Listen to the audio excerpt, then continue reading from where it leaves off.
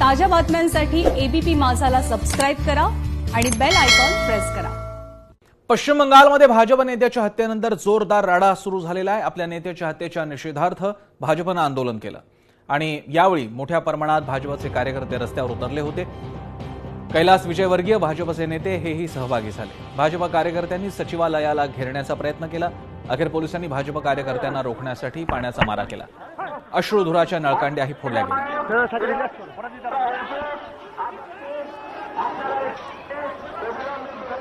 पश्चिम बंगालमध्ये राजकीय हत्या सत्रांचं पर्व नवीन नाहीये। भाजपच्या नेत्याची हत्या झाल्यानंतर पश्चिम बंगालमध्ये त्याचे उद्रेक ठिकठिकाणी पाहायला मिळाले। भाजपच्या कार्यकर्त्यांनी या सगळ्या प्रकाराच्या निषेधात रस्त्यावर उतरून निषेध आपला संताप व्यक्त केला।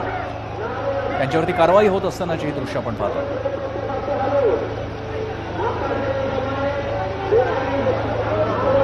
जाळपोळ, पोलिसांचा लाठीचार्ज, अश्रुधुराच्या नळकांड्या फोडण्यात आल्या आणि जमावाला पांगवण्याचाही प्रयत्न झाला।